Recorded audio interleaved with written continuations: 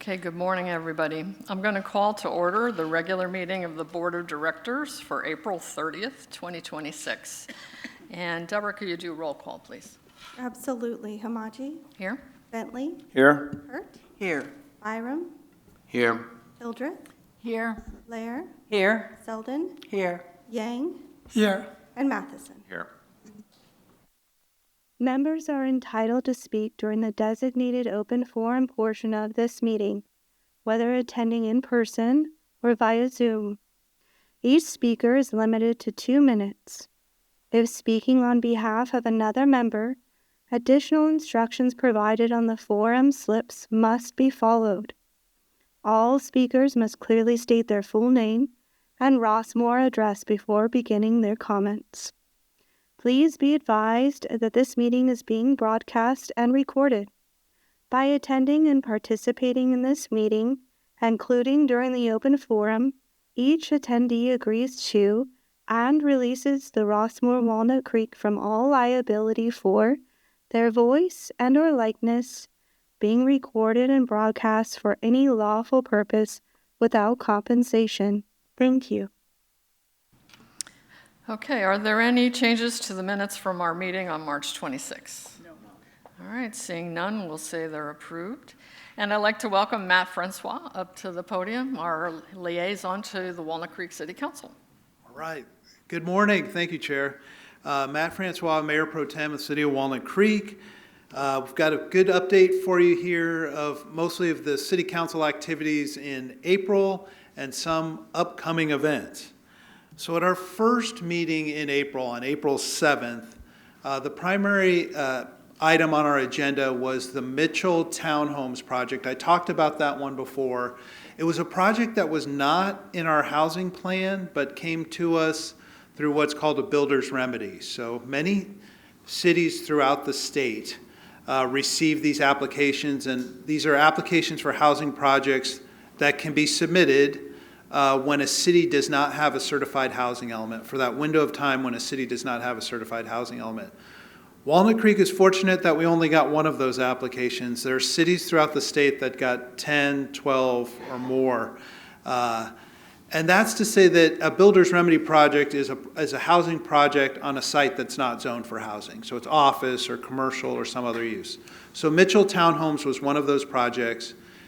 At its core, it's a good project. It adds housing, it adds missing middle housing because they're townhomes. They're viewed as not necessarily an apartment and not a single family home. They're right in the middle and allow people to get that upward mobility and build equity. So 422 townhome units. Importantly, in order to take advantage of the builder's remedy, 13% of those 422 have to be deed restricted and dedicated to be affordable for people with low income households. So 55 of the 422 will be set aside for low income households. And that's significant because our affordable housing ordinance only would require half that number of units. So overall, good project. The process, we always like things to go through our normal process, and when things don't go through the normal process, it can create some issues. But importantly, this project was still subject to CEQA, so there was a full environmental impact report. We considered the air quality impacts, noise, especially because we have senior housing immediately across the street from this proposal. It cleared all those hurdles. They're going to use the cleanest equipment, and so the council did vote to, it was an appeal from the Planning Commission. We voted to deny the appeal and approve the project. So that is, we'll have 422 new homes out in the Shadelands Business Park at a former office complex. So it's helping on some levels by creating more of a mixed-use district out in Shadelands, which is an older, aging business park that, and we all know that with work from home and the pandemic, that office vacancies are still at record highs, and it's especially high out in an older business park like that. So this will help us recreate, reimagine Shadelands while still allowing for some office, allowing for some housing too. That was a Mitchell Townhomes project. Then we had Community Service Day on April 18th, It was a rounding success. We had over 900 volunteers of all ages. I was out at Heather Farm. We planted over 45 trees there to replace some of the trees that were taken out for the pool complex and the community center. So just so you know, there were about 150 trees taken out for that project. We're planting 300 trees to replace them. Volunteers prepared 500 emergency preparedness kits. 4 downtown pianos were decorated. The pickleball courts, the city pickleball courts were refreshed over at Rudgear, and plenty of bark was spread at Larky Park, thanks to, we always have a good contingent of the Aquanuts, the world champion synchronized swimmers that come out and volunteer for this day, and they were out at Larky Park working up a sweat, putting some bark out there. Let's see, at our last meeting then on April 21st, we requested a report on a proposed senior housing project across from the BART station. If you know that office complex there, it's called the Ignacio Center. It's made up of 3 major taller office buildings, and then a smaller 2-story annex. And the proposal is to take the part where the 2-story annex is and some open space and build senior housing, and they're opening it up for commercial and other uses right across from BART. Again, it's not going through the regular city process. Instead, you might be seeing people out at CVS or Safeway asking for your signature on a senior housing initiative. If they collect the right number of signatures, which we think they probably will, then it'll go to the voters this November to allow for the zoning of that property to be changed to allow for senior housing. So in our position, we're limited because the voters are in control of this one. Basically, what we can do is ask for a report on potential impacts, and that's what we asked to be done. And that'll come back to us in June. Let's see, what else? At that meeting also, we considered a request from Walnut Creek Downtown to adopt an entertainment zone. And I want to make sure we set the record straight on this one, because Nextdoor and Facebook will talk about that Walnut Creek is allowing for Bourbon Street or free drinking everywhere downtown. And I want to assure you that is absolutely not the case. If you've ever gone downtown for one of Walnut Creek Downtown's events, they get a street closure permit from the city. They do it a couple times during the summer. It's called the Locust Street Festival. They close a few streets, they have booths, they sell alcohol as part of, and have live music. What the entertainment zone would allow them to do is the same event, except instead of Walnut Creek Downtown selling alcohol, the businesses that were within that closed off area, that 2-block area where they're holding the event, they would be able to sell drinks. You'd get it in a plastic container. All of the normal rules would apply. You'd have to show your ID, you'd have to have a wristband. They wouldn't sell to somebody who had had too much to drink. All those things would apply to that business. It's just the business would be selling the alcohol instead of a vendor on the street. It's not activated 24/7. It's not activated 365 days a year. It'll basically happen 2 or 3 times a year and under regulation by the city for a 2 to 3 block radius in connection with events that already happen. That's the entertainment zone. I have a feeling I might have, Kevin and I, the mayor and I are saying it's not Bourbon Street, and we keep repeating that, so that it's really just kind of to help streamline the process for Walnut Creek Downtown and help some of our businesses, quite honestly, so that they're participating in some of the upside for these events. Let's see. You may have seen that there's a governor's race going on this year. It's a competitive one. There are a lot of folks in the running. One of those former Health and Human Services Secretary, Xavier Becerra, was at the Lesher Center on April 23rd. It was open to the public, and there was a very good turnout. It was nice to see. And he remarked on that the candidates make their rounds to San Francisco and LA. They need to be coming to Walnut Creek and places like Walnut Creek and connecting with people. He was impressed with the level of civic engagement here. He spoke about why he was running for governor, and he answered audience questions. So that was a good event, and glad that we were able to host him and see a good turnout. I wanted two more things. The city, for the first time, has put out this publication. It's called 2025 Year in Review. You can view it digitally on the city website, or I can bring copies. I didn't bring enough copies this time, but I'll get Deborah copies to distribute to the board for the next meeting. Highlights, so it's kind of a glossy, very kind of graphic-oriented publication. And what some of the highlights are that we're talking about how public safety is improved, crime is decreased by 20% year over year, with both violent and property crimes declining.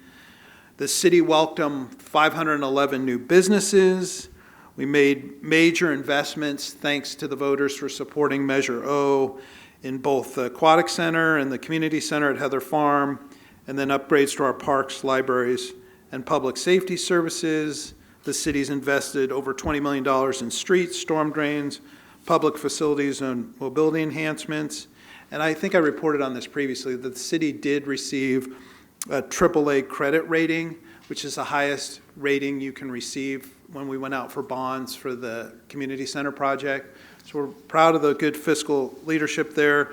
2025 Year in Review is available on the city website. And then finally, I wanted to announce, because I think I might be here after this happens, we're having our annual Memorial Day celebration at Civic Park on Monday, May 25th at 11 a.m. We do have a speaker, but I'm sorry, I don't know the person's name, but it'll be, it's always a very moving event. We usually have a good crowd. All the council will be there and make remarks, and hope that you can join us May 25th at 11 a.m., and I'd be happy to answer any questions. Thank you, Matt. Any questions for him? All right, thank you very much. All right, thank you very much. Have a good day. You too. All right, next up we have our CFO, Todd Arterburn, to give us a financial status report.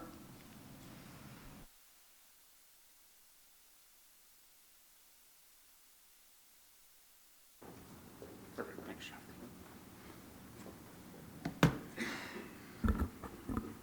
Good morning, board. Good morning, everyone. So this morning we're going to be looking at our results through the first quarter. As we continue to standardize, our NetSuite reporting, your packet this month. It includes 4 sets of documents. We have the Trust Capital Fund, we have RWC, and we have RPM, and we also have the consolidated position is what we look at, and also what the audit looks at.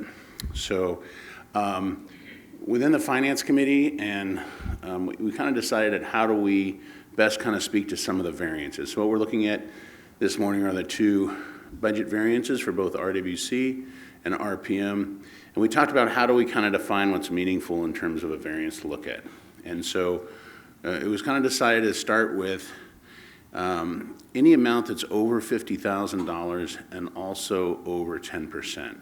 So for example, $50,000 in salary might not be a large number, but if it was a huge percentage change, right? So trying to keep them within the zone and then the bandwidth. So, you might have a large dollar amount, but it's such a small amount in the budget, you might see a big variance in a percent, but the dollars really are not that meaningful. So what we did then is we expanded on your budget to actual, and you'll see this as we go forward every month. We'll expand the detail where those variances have anomalies, and we'll try to discuss them a little further. So the first one here on the RWC budget to actual, you'll see that if you look at total other revenue, you'll see on the other revenue line that it was fit both those criterias. My eyes don't see that very well. You'll see that it was 74% variance and $120,000 under, right? So that hits the criteria of both being in a dollar threshold and a variance. So it's like, hey, what are we looking at there? And so then when you can break out the detail, you can see a couple things, right? Let's just go down the list. Creekside revenue. Obviously, Golden Pear is not open yet. We had straight line the budget from last year. Obviously, we're waiting for that opening. So therefore, we didn't have any revenue this year so far. I have a feeling the Golden Pear is going to make a huge hit, and I think we'll be able to obviously not only succeed what we did last year. So I think there's a lot of expectations there, but that explains the, the kind of like where we don't have any revenue showing. So that's a big piece of it. Once again, bus grant, also we didn't have anything for that yet, but that's also a seasonality thing. It doesn't necessarily hit. It hits in one time, and we had spread the budget every month. So those are still areas we're trying to work on in terms of budget timing. And if you look at those two big variances, those are really the ones that are swinging that change, right? So if you were to put revenue in both of those, we'd come back into the threshold and we'd be fine, right? Now going on to the expense side standpoint, under landscape maintenance, you'll see that that's also fits the threshold. It's $56,000 under budget and 69%. So that also fits the threshold. Okay, well that's, why is that? We go through, we expand the detail, and really you can see that we're under on a lot of the supplies, and we haven't done any work really on the repair greens and turfs and fairways yet. A lot of that's just because of the winter timing, right? So that's another area where we probably need to look at better seasonalizing the budget, okay? But it's also a favorable variance, so it's not a horrible thing, but we're just didn't quite have the dollars in the right month in terms of when those supplies are purchased and when some of that fairway work happens. All right, and then go ahead and just go to the next page, Jeff. All right, the other area that meets our threshold is insurance. Obviously a huge topic here in Rossmore. This is the same. We see a reduction to budget because I think the board knows, but during this new period where we're going to the extension and now we're going into a new 12-month period, we applied last year's commission rebate that we get into this calendar period. So those commission savings that we have are applied in the insurance category. So that's why you see the reductions in insurance, is because of those application, those commissions from last year. So, and then of course, insurance and overall, we're, seems to be getting better, and we're getting a little more. We'll talk about that later today in detail. So, if you look at our net income, we're obviously running a surplus right now to budget, which is very great. So obviously that has the bigger drivers of that is obviously the insurance, right? So, just if you look at this just from a kind of a gut check, right, feels pretty good, right? So really nothing of huge concerns. First quarter was, even with all the changes and stuff, we are, right on track. And obviously with, we'll continue to, monitor where we actually budget the dollars and seasonality and continue to make those tweaks and fixes. We're not going to really change the budget anymore like we did in January for the, if you remember, the golf cart sale or the prepaid golf and the RV lease. However, as we move into 27, we'll continue to tighten up our budget so it better reflects expense timing. Any questions on RWC? Yeah, Ted. Just a question on Creekside. Mm-hmm. Is because of our budget, we budgeted for a straight run all the way through and income coming in, it's not coming in, and right. because of all the extensive work that had to be done there to get it up to speed, so it could become what it is. When we do start getting income, are we going to be chasing that number, or are we just going to start from zero and just say, okay, now it's open just like it's a brand new project and it comes from here? And we talked about seasonality and stuff like that. Yeah, I mean, we'll be chasing the budget number, right? Because we do have dollars in there for revenue that we estimated. But I think it's a completely different venue, and so the expectations of what it can generate and how it can either outperform what we had is going to be exciting. So just to clarify, within the agreement with the Golden Pear, the lease payments don't start until they actually open and start serving. So that gap of time for the 3 months, we will not realize that. And then once they do open, it's a flat lease payment with a formula for utilities and so forth. So it's not based on their performance, it's just a flat overall. So we will come in a little bit behind on that one based on the agreement. So that's what I was trying to say. Yeah, so sorry. that number will always be there, even though the income won't be coming in for down the line. And I understand when that starts, when it does start, that'll be we'll see a number there, but there'll always be. A little bit of a- It's gonna be a little bit of a deficit for us to play catch-up on that one Correct. line item, right? Yeah, Okay. that is right. Any other questions for Todd? Okay, thanks, Todd. Okay, let's go to RPM real quick. So Rossmore Property Management, we did the same exercise that I just outlined, so let me get that up. Okay, so under revenue, obviously it's made up of a lot of different buckets, as you see, and the total revenue did fit that kind of threshold, right? So going ahead and expanding the revenue, and we've kind of talked this before because a couple of them, you know, just showing total revenue doesn't provide enough information, right? So we're always going to expand the revenue side, and we can look at the ones that are kind of in that zone. And really where it comes into play is really with, in terms of dollar thresholds, is both the billable services and operating and the billable services in reserve, right? So that's the work we do on behalf of the mutuals, right, versus them going out and getting a third-party vendor. That's our internal crew, right? And so that's always a little bit hard to, obviously, coming into the wintertime, understand exactly the workflow. That's one of our challenges as to how we best forecast that revenue from internally. So we are under revenue on those two line items. Obviously, there is some seasonality as well, too, where not as much work happens in Q1. So that is an area we probably can tighten up our budgeting process. And then if you follow that thinking down into the cost of sales, which is the materials used, obviously we're seeing a reduction in that because we're not doing the work, we're not using the materials, so you'll see an offset on the cost of goods, right? So really that is just how do we, you know, better forecast and keep our eye on that billable services revenue from our internal team. And obviously we've been very successful the last several years. You know, we'll be back into more work in the summertime, so I would see that correcting itself. And then that's it. I'd have to say there's no more other real, if you go down to the bottom line, hit the next page down, Jeff. If you look at where we are, sorry for the page break, but if you were to look at the other categories, none of them fit that threshold of being over 50 and under over 10%. And, you know, we always do a zero-based budget, and we're at $82,000 under right now, which is pretty much attributed to that revenue loss on the top line. But all the big categories are really in their zone. You know, we're not seeing any huge variances on the rest of the categories. So, you know, it's a good first quarter. They're good results. It is. Any questions for Todd? Yeah. And go ahead. And I want one point of clarification. I did notice in your packet that the RWC consolidated deck has the RPM income statement in it. So when I put the packages together, the RPM and RWC are very close in initial acronyms.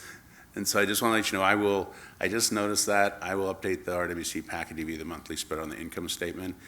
You have a duplicate of the RPM income by month just because I dragged the wrong file in. So. Okay, Heads up. thank you very much. All right, thank you, Board. Okay, moving on to item 6 on the agenda. Jeff, if you could give us the GM report. Yes, good morning. Good morning, members. So today I'm pretty much just going to read my report because it's a little bit longer, so forgive me for staring at my screen here and reading, but I want to make sure and get this all in. I titled this GM report as It's Complicated, just to highlight that there are a number of different factors that go into ongoing decision makings. So this past week, I did have the pleasure of meeting with 3 of the mutual board presidents. They requested the meeting to review the ongoing fallout from the town hall where capital projects were discussed, including Gateway, Dollar House, and 800 Rockview. The meeting covered many topics, including long-term planning, goals and priorities of RWC board and management, and communication. The mutual presidents provided great insight from both the mutual perspective as well as perspective from residents. I want to take a pause here and just, again, I try and invite ongoing folks, either individual residents, groups, mutuals. It is really valuable to not only myself, but hopefully provide some meaningful information to have people schedule and come in and meet with me. I encourage you to do so. My door is definitely open for those meetings. Long-term planning.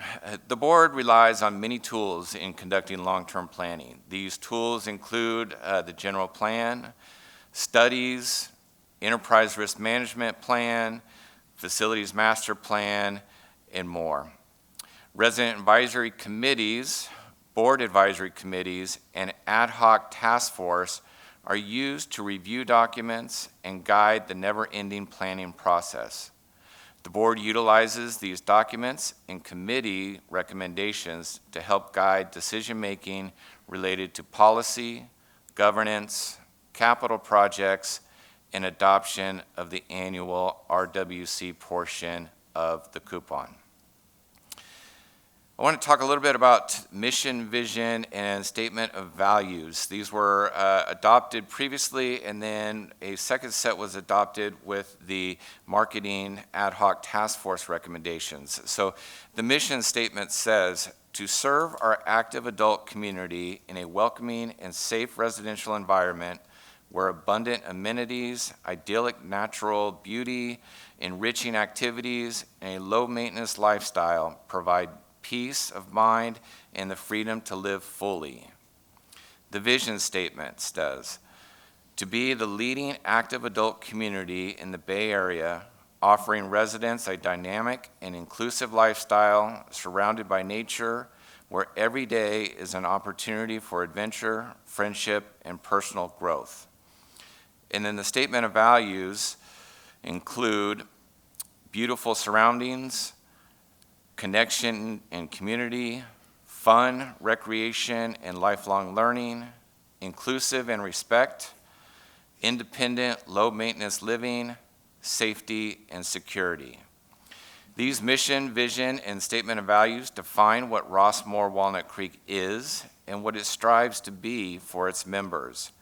These statements help guide long-term and short-term planning. Decisions should always reflect these statements. Rossmoor is very unique in that it operates on a shared cost model. This is beneficial, but can also be challenging. So the monthly coupon for RWC for 2026 is $351.51 per manor per month. This cost includes the Premier package for Comcast cable as well as Comcast broadband service. Funding in the operating budget has been broken down by department. A listing of departments as well as their historic costs on a per manor per month basis is included in the budget. If you haven't seen it, there is a copy and it is always posted, the draft budget on the website. I encourage you to take a look at that. The shared cost model is what makes Rossmoor such a unique space and helps the board fulfill the mission, vision, and statement of values. It is one aspect of Rossmoor. It isn't one aspect of Rossmoor, but rather the collective available amenities, programs, and services that makes Rossmoor a leading active adult community. Public safety is often listed as one of the top most rated important services offered by RWC. The cost is $31.38 per manor per month. There has been a great deal of discussion about transportation services. The cost for 2026 is $14.28 per manor per month for that service. For those residents that rely on this service, the cost may be a high priority, while those that do not utilize the service and don't anticipate using the service, paying more for expanded bus service may not be a very high priority. While the share cost model allows the community to share and enjoy a broad range of amenities, programs, services, it is also the source of great debate and struggle for decision makers. While many may state that RWC coupon is too high, what services are you willing to cut back on, and what is the impact on the value to Rossmoor without those? For those that may not want to have fees associated with things like classes, RV storage space, or room reservation setups, without the fee, the cost would be transferred from individual users to all members. Remember that RWC operates on a nonprofit basis. The expenses are either covered by the coupon or user fees. If covered by the coupon, then everybody shares in the cost. On an annual basis, the Planning Committee, Finance Committee, and RWC Board review the capital plan to set funding priorities for RWC capital projects. Projects are prioritized by safety, regulatory compliance, maintaining existing infrastructure, and new amenities. A sample of projects includes our annual paving, which is approximately $800,000, replacement of 2 golf bridges at $600,000, replastering of pools, resurfacing of tennis courts, and replacement of roofing and skylights. We also pay for machinery and equipment out of this fund. Capital is not just the large-scale projects such as the pickleball complex. In evaluating the annual and long-term capital budget, the committee and RWC board keep the mission, vision, and statement of values at the forefront of decision-making. In order to meet the goals associated with these statements, Rossmore must have well-maintained amenities that support the diverse programs available in Rossmore. While an individual resident may not participate in lawn bowling, bocce, golf, or pickleball, the fact that Rossmore offers these amenities impacts individual property value. To maintain the roads, replaster the pools, replace flooring, update golf bridges, and add pickleball courts, it is necessary to generate the revenue required from the membership transfer fee, and thus the current increase on April 1st to $18,000. This is a fee that is an investment in Rossmore and impacts individual property value. It is also important to note that the RWC Capital Fund cannot be used to pay for capital projects on mutual property, and it cannot be used to pay or offset operating expenses. Per the trust agreement, those expenses need to come from assessments or the monthly coupon. We covered communication. A helpful way to understand communication within Rossmore Walnut Creek is to look at it as a two-way exchange. How the RWC board communicates its actions, and how members of the community can engage in return. How the RWC communicates with the community. The RWC board and management use a range of formal public-facing channels to communicate plans, policies, projects, and decisions. These include public committee meetings, monthly board meetings, town halls and community meetings, articles in the Rossmore News and other publications, breaking news, website updates, and on occasion, Nixle notifications. These forums are intended to ensure that information is shared transparently and that the opportunities exist for community awareness and participation throughout the decision-making process, not only at the point of final action. The community can communicate with the board. Equally important are the many ways residents share input, ask questions, and express concerns. The board has outlined these options in a communication guide that is also available on rossmore.com. Some opportunities include speaking during members' forums at board meetings, attending and providing comment at committee meetings, participating in town halls and community forums, submitting written comments to RWC board at rossmore.com, and engaging through other published channels outlined in the communication guidance. It's a shared responsibility. Even with these multiple avenues, communication can at times feel incomplete, particularly when the outcome differs from individual or group expectations. The board is often weighing a range of competing priorities, financial considerations, and community perceptions when making decisions. If there are communication methods or opportunities you feel are missing, your input is welcome. Please send your suggestions again to rwcboard@rossmoore.com, and they will help inform future efforts to strengthen engagement across the community. Rossmoore is complicated, and there are many interests and factors that go into decision-making by committees and RWC board members. It can be a thankless job, but the volunteer work that these folks do and the committees do is invaluable. While the decisions that are made may not seem in the best interest of some, or they may represent the interest of the community, or may not represent the interest of the community, they are made with the goal of meeting the mission, vision, and value statements which define what Rossmoore is. Thank you for that long-winded attention. Any questions? Thank you very much. Any questions for Jeff? Okay. Moving on, we'll do item number 7 on the agenda. Mary, you have members forum speakers. Yes, thank you. We have 12 speakers today. What I'd like to do is call the first one and announce the second one who could line up near the podium to take the place when the first speaker is finished. The first speaker is Barry Bryan.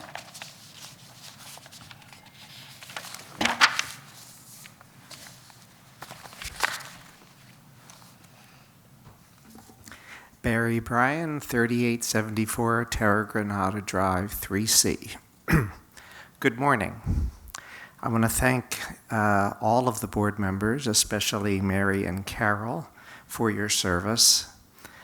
I'm here on behalf of the more than 1,000 Rossmoore residents who signed the Gateway petition. On March 26th, I sent the board a detailed petition report with 4 specific requests. I received an acknowledgement, but no substantive board response. On April 28th, I sent a second updated request. 2 hours later, Mr. Matheson responded. That response helpfully describes the ELS process and upcoming events, and we appreciate the information. But it does not fulfill what was asked. The petition asked the board to formally commit to upstream programming studies on how technology can reduce headcount, evaluation criteria developed with resident input, genuine consideration of resident-generated alternatives, and ongoing community engagement at every stage. The GM's response addresses none of these 4 requests directly. There is also the matter of executive sessions. Under Davis-Sterling, which applies to RWC as affirmed in GRF versus Franz, executive sessions are limited to litigation, personnel, contracts, and member discipline. Space planning deliberations belong in open session. What residents are asking for is simple: a direct, on-the-record board response to their petition, not a description of what ELS is doing, but a statement from the board. Thank you.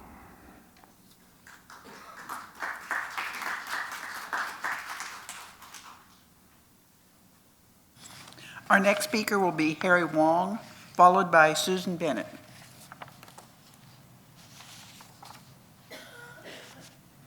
So Harry, I am finding you in Zoom. I've unmuted you. You can speak. You have 2 minutes. Harry Wong.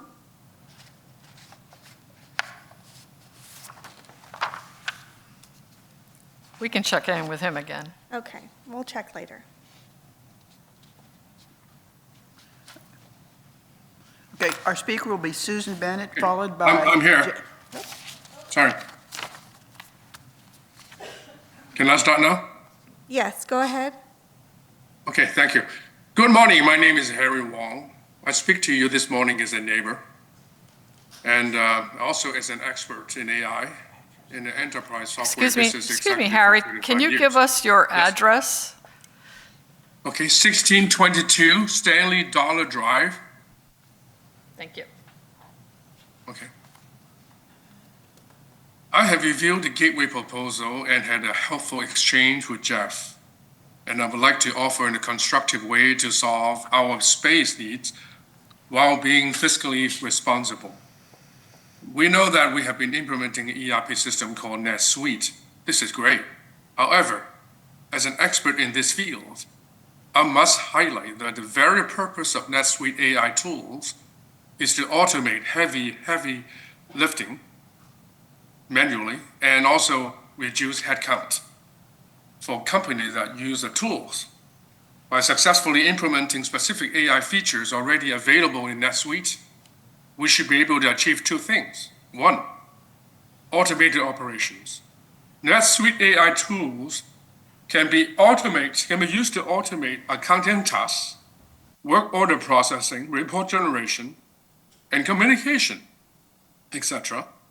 That would allow us to shrink headcount need and therefore physical spaces. Second, these systems are cloud native, meaning administrative functions are no longer tethered to a physical office. If we take advantage of that, we can further reduce the need of more office spaces. Now, as a practical first step, I urge the board to appoint an AI business optimization consulting firm. Their role would be to audit our NetSuite implementation and find exactly how much manual work can be automated. This will provide a data-driven roadmap of our actual staffing needs before we commit to a major construction project. Thank you.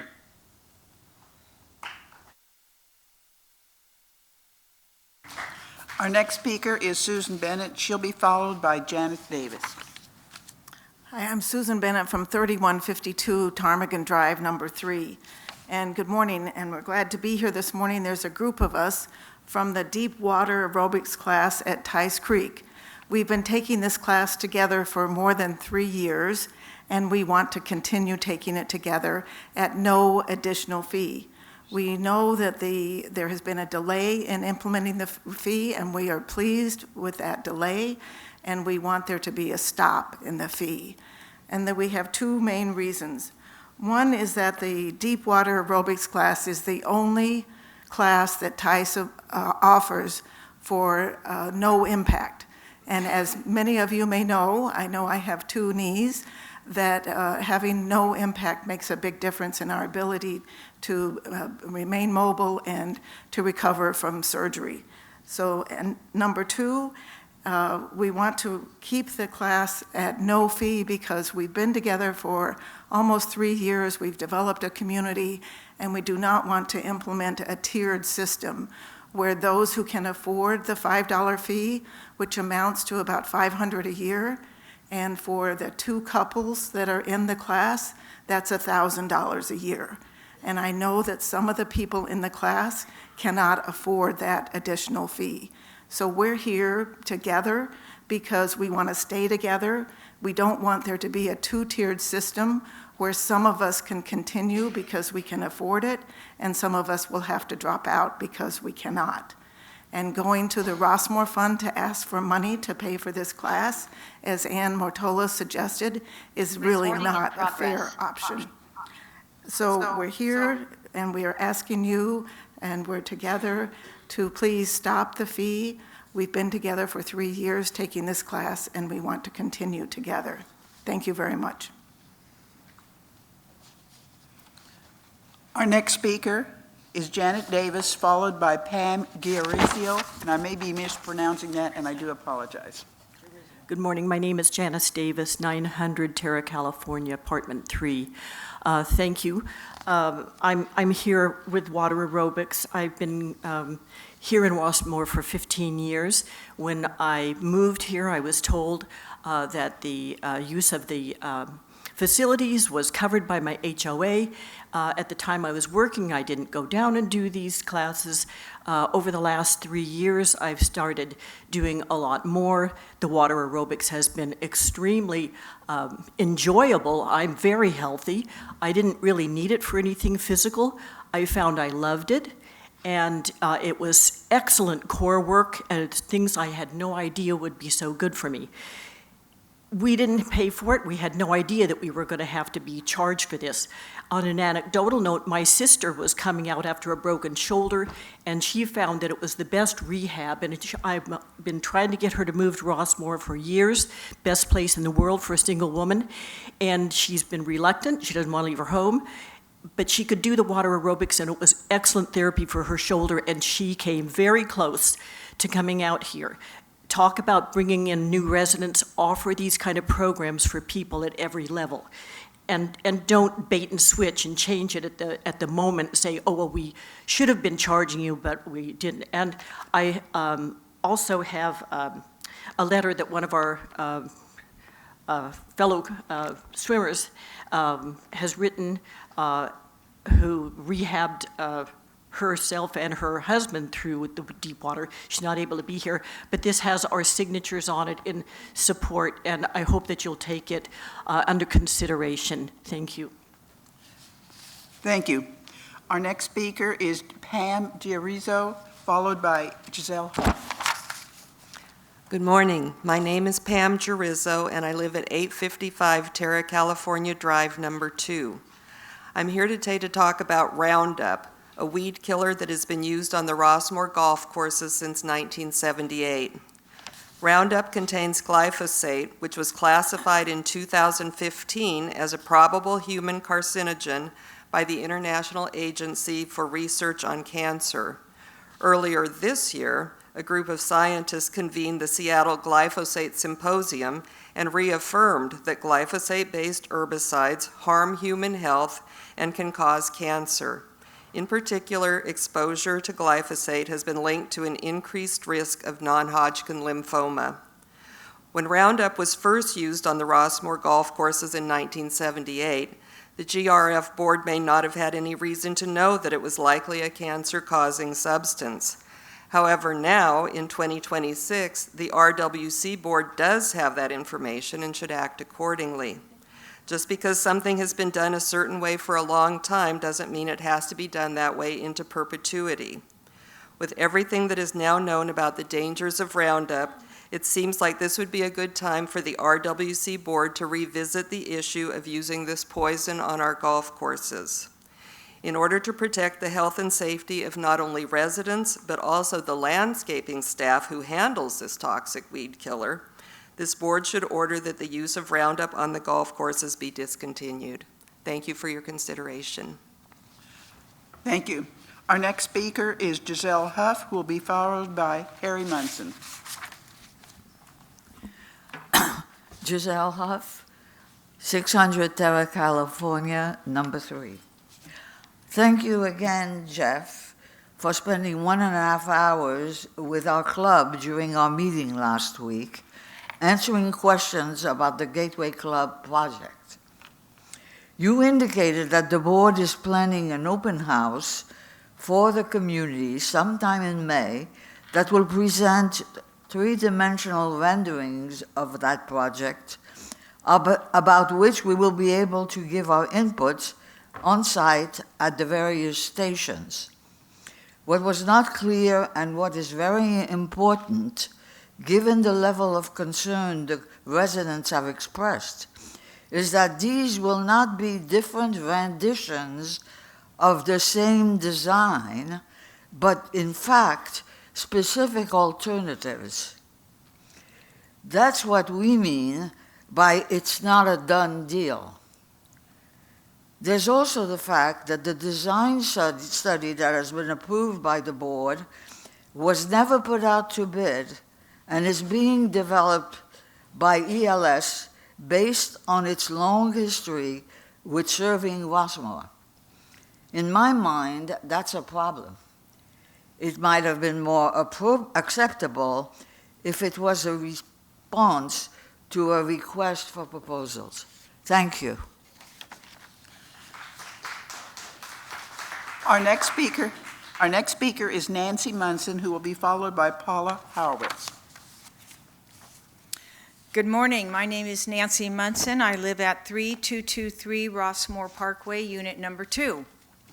It's Pickleball for Parkinson's 2026, our fourth pickleball tournament and fundraiser scheduled for this June 1st from 9 to 4 at the Creekside Courts. We invite all Rossmore residents to come and enjoy all the activities. At the tournament, besides the exciting pickleball finals games, we will have a Michael J. Fox Foundation representative present, a silent auction booth with an incredible variety of wonderful items. We also have a sponsors booth, a prize drawing booth, and a food booth. This past March, I attended a Michael J. Fox Foundation event in New York City to get an update on the latest Parkinson's research. I'm pleased to say that the research towards better diagnostics, treatment options, and promising clinical trials are real progress towards finding a cure. We were honored to learn that among 320 community grassroots fundraisers across the U.S., Pickleball for Parkinson's was placed in the top 12. What we all have achieved here in Rossmore is incredibly impressive and significant in supporting valuable scientific research. We thank all the donors, pickleball club players, volunteers, local businesses, and our sponsors for all the support in achieving such prominent status. Our fundraising goal this year is $100,000. For those of you who haven't yet donated and would like to join us on June 1st, or visit our website, pickleballforparkinsons.com. So please join us this year. Continue providing necessary research dollars in support for all those we know affected by debilitating disease. Thank you. Thank you. Our next speaker is Paula Horowitz, followed by Mary, and I'm sorry, I'm unable to read the last name. Hi, I'm Paula Horowitz, 2905 Ptarmigan Drive, number 2.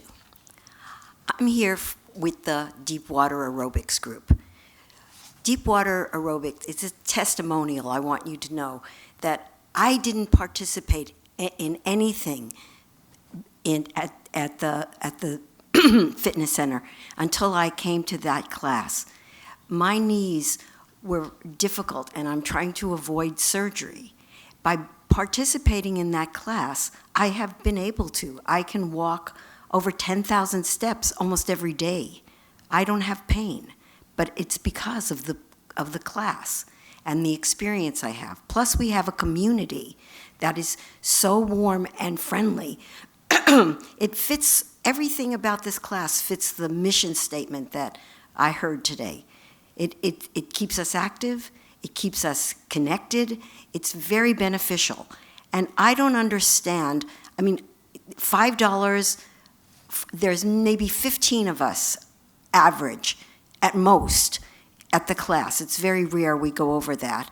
And for $5, it's not that much money that we would be bringing into the fund for that, but that $5 for many people makes it impossible to come. So I think it behooves the board to really hear how important it is to make this accessible for everyone who wants it. And there aren't that many who do, but the ones who do really want it. So thank you very much.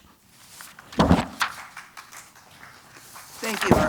Our next speaker is Mary, and she'll be followed by Rita Bustos.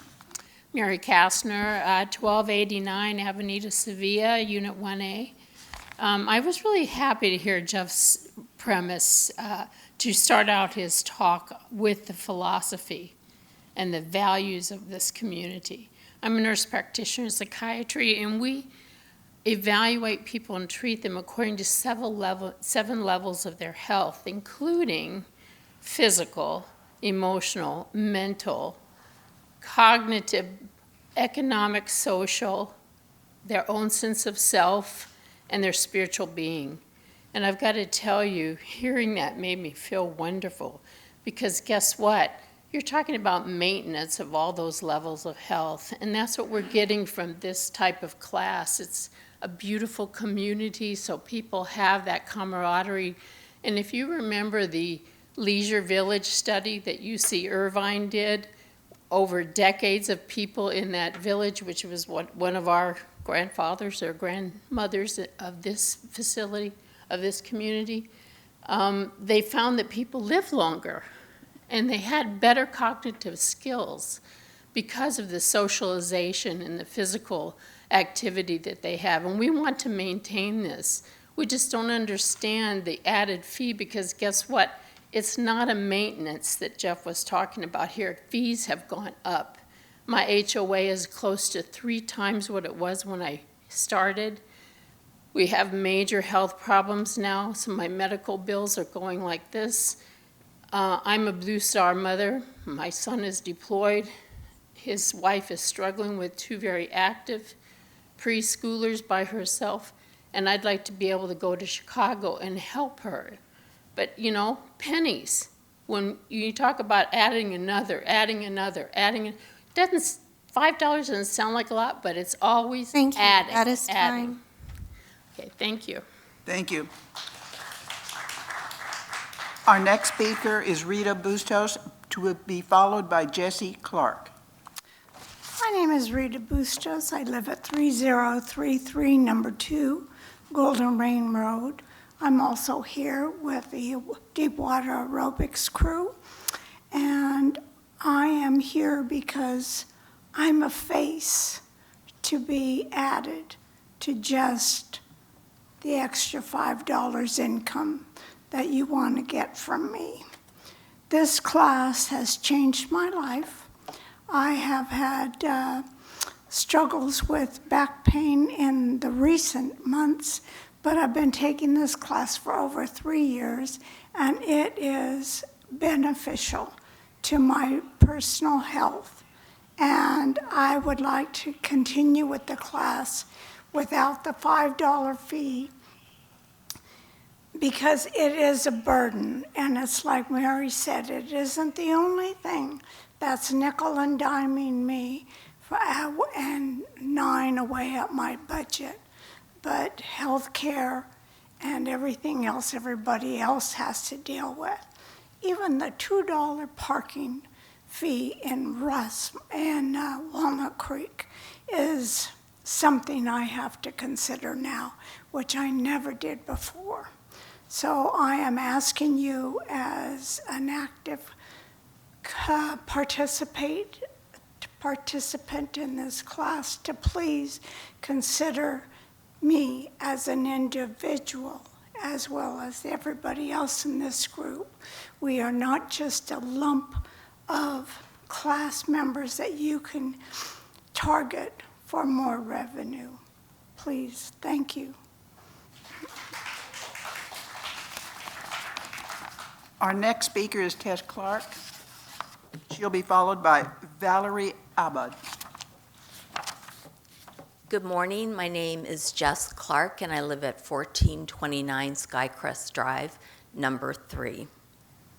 The use of Roundup in Rossmore is widespread, and it is detrimental to human health. I will say the 3 T's, Tuesday, Thursday, before 12, is useful, but what are you spraying? What have you put airborne that impacts human health in Rossmore? These glyphosates are serious, and they should be banned, many of them, on the golf courses and what's used all around us. As we begin to prioritize and think about the future, we should not just have words, we should have deeds. In the long-term plan for the golf course, it includes being Audubon Cooperative certified, continuing that process. I would urge you all to be Audubon certified golf course. There are many in California, including Pebble Beach, 2 in the San Francisco area, and the requirements are quite stringent, and they enable for a safer golf course. There are some initial capital costs to being an Audubon certified course, but these improvements are not being considered in your capital plan yet. Many residents are deeply concerned. They thought Roundup was being banned. At a minimum, new signs need to be posted on the golf course, including the chemicals, the times, and the dates of spraying ahead of time, especially if it's not Tuesday and Thursday before noon. Thank you. Our final speaker is Valerie Abed.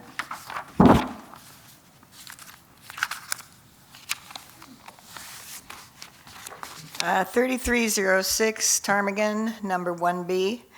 I'm here to speak a little bit about the restaurant situation. I'm finding that we have a lot of gossip going on because there has not been really clear messages about what's happening. I did call the newspaper and asked them please to put something in, even if it's not much. Just let us know what's going on. We're in the 5th month now of a proposal that was supposed to be, as far as I knew, done by the end of February. And this it is a problem for those of us in Rossmore who use the restaurant and who it's been a wonderful place to be able to not have to go out and find parking and do whatever else in order to have a meal. I would also like to say that when you start a project, almost always there's some kind of consultant involved and some kind of consultant report. When I moved into Rossmore, which was in 2022, I was told if you want to do anything in your units and you have to get a permit from the city, it takes a really long time. So if we are stuck in permits, that should have been put into the proposal. Now I'm hearing that they're not going to pay anything until they open, even though I don't know if it's their delay, but there's certainly no motivation for finishing if they don't have to pay until they open. I also hear that we're probably going to take some kind of a deficit, when the restaurant is operating, because of the fact that they're going to be paying a fixed fee, and so it won't be related to the kind of business that they do. And so there's all of these things that should have been taken into account, prior to jumping into things. And this is one thing that I think I'm seeing, that the planning needs help. Okay.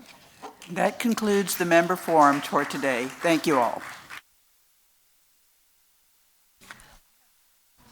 I'd like to announce that the speaker that submitted her request to speak during residents' member forum cannot be honored today. We require that all the applicants for speakers be done prior to the members' forum beginning. So I apologize for that. Okay, right now we're going to go to the resident member committee reports. These are the committees that are resident-led. These are volunteers that come forward and apply to be a part of these committees, and we honor all those resident volunteers tremendously. First one up is audit, and I wondered if Sefton Boyers was here. Sefton is the chair of the audit committee. Good morning. I have a fairly short presentation for you. The first thing that we did was we made a recommendation to the board to adopt a resolution authorizing the general manager and the CFO to sign an act on behalf of the organization to complete banking transactions, which I understand had been a mess before because everything had to go through the board. We were quite pleased to understand that the review of the internal controls of Rossmore is still on track to be contracted for in 2027. We received an update from Todd about the new NetSuite. Apparently, it's working very nicely. It went online in October, and people are getting information much faster than they had before.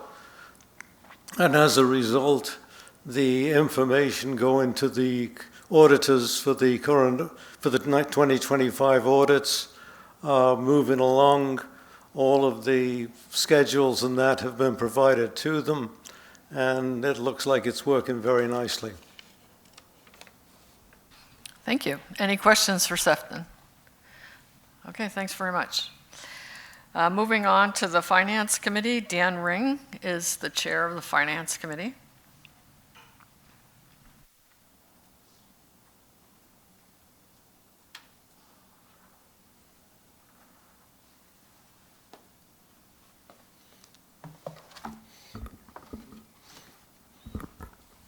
Good morning.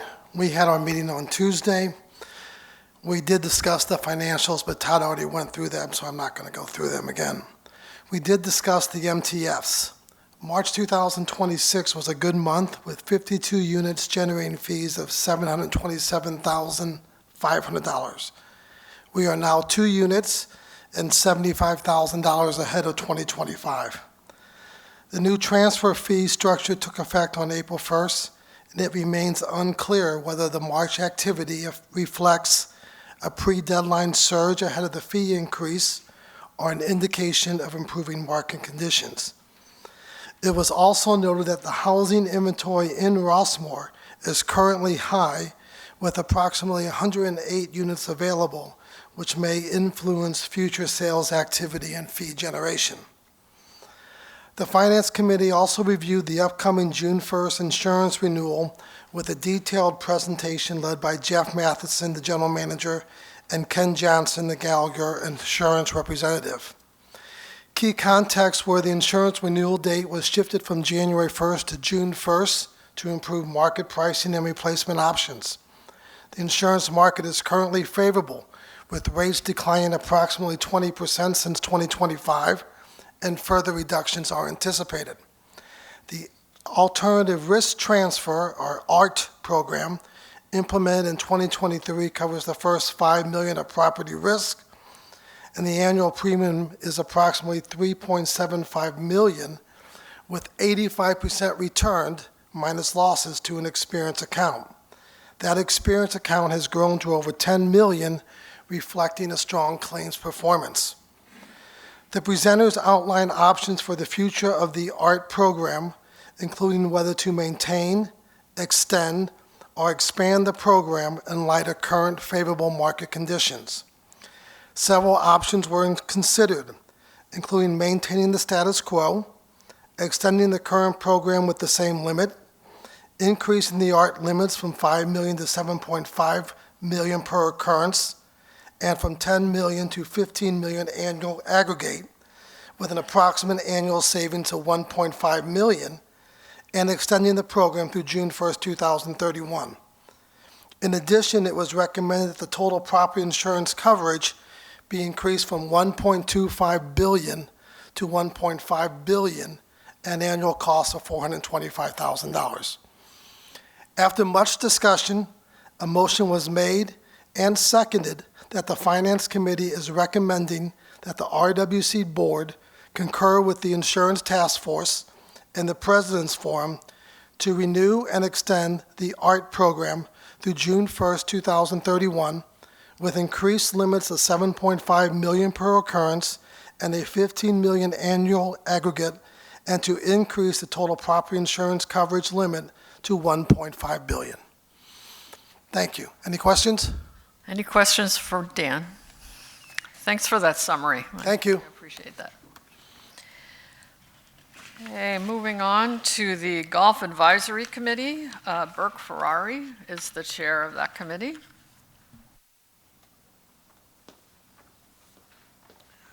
Good morning. At the April GAC meeting, there was a very satisfactory increase in the membership for all 4 golf clubs. The total for the 4 clubs as of April was 693 compared to 666 in March. So it's a very nice increase.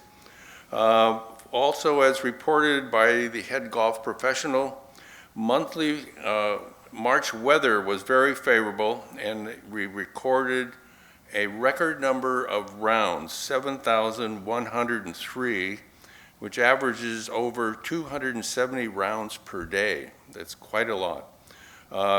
Green fee revenues were up, as well as the golf shop sales. So it was a very good month for golf. Any questions? Any questions for Burke? All right, thanks for that great Thank report. Now we'll move on to number 9 on the board agenda, the board committee reports on compensation. Carol, can you give us a quick summary?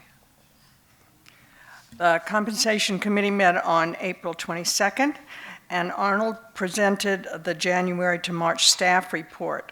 The current headcount is 264, with 120 people full-time, 182 full-time union, and 54 part-time on call, 6 regular part-time, and 2 seasonal. Workforce demographics have shifted in that baby boomers have declined and Gen X has grown. Then Arnold presented a very interesting Kaiser utilization report. Our employees are highly active in maintaining their health. There's a strong participation across key areas such as registering on kp.org, monitoring health metrics like blood pressure and BMI, staying up to date with preventative care, and seeking care appropriately. Our utilization rates in these areas consistently meet or exceed regional and industry benchmarks. Arnold expects to receive preliminary cost projections for the upcoming year in June, with final numbers available in July. I recommend viewing the full presentation that Kaiser did for us on the meeting agenda that was posted. There will be no meeting in May due to a lack of quorum, so the next meeting will be June 10th. Any questions for Carol? Okay, Adrian. Yes, in the report, you mentioned that there's a real problem with lifeguard positions. Is that likely to continue? What's going to happen there, do we know? Well, I think, Arnold, you might want to answer this, but from what I can tell, what we know is that it's going to continue. It's very difficult to fill lifeguard positions. Yeah, lifeguard positions, if I may, are ones that pretty much across the nation, and we've been having this discussion for many, many years, has been difficult to recruit. The licensing that is required, the ongoing maintenance of those licenses for the compensation is challenging to get people to be motivated for those positions. We do salary surveys. We do analyze the local market. We are in line with, and in many cases above, what the city pays, what neighboring agencies pay. So it's not a compensation. It is just the market for lifeguards is extremely tight. That's why we have gone to situations where we have no lifeguard on duty for our outdoor pools. We are indeed ongoing recruitment and making every effort. We have been successful in hiring a few, and the outlook is looking up, especially as we enter the summer season, and people are looking for seasonal positions. So we are working with the health department and looking at all options in terms of coverage, as well as ongoing recruitment and retention of those positions. Okay, thank you for that summary. Any other questions regarding compensation? All right, thanks for coming up. Yep, no problem. Thank you. Okay, we're going to move on to planning. Janet, you're the chair. Can you give us your summary? Sure. We met on April 9th, and Ann Matola was on vacation. Jeff came to the meeting, and we took no action items during that meeting. We just received capital project updates. And as we know, the Golden Pear is not quite open. It is very near completion. My understanding is there's one part for a hood stove issue that we're waiting for before we can get the health inspector to come out. Construction of the pickleball facility is advancing and should still remain on schedule for early summer completion. And the golf course bridges, these documents are being prepared for bidding, and we expect that project to move forward soon. As well as the Lake Liner project, we've identified 3 potential vendors, and we're currently in the scope of work phase. We need to replace the liner, remove accumulated silt, and with the timing plan to minimize disruption to irrigation operations. And the Tice Valley Skylight project in the swimming pool area of the fitness center is moving through final contract and insurance processing. And lastly, of course, is the ELS study. It is actively underway, and I think new dates are coming out very soon, next month. We will all be able to view different options that ELS will be providing at a community event. And stay tuned for that in the Rossmore News. People can sign up for different dates and times to view and to comment. And yes, ongoing options are being considered. Thank you. Okay, any questions regarding planning? Leanne, could I just add, in relation to the Golden Pear, and unfortunately the resident has departed that made the comment, we are working with the Golden Pear on completing all of the necessary renovations, getting the permits, the alcohol and beverage permit, the health permit.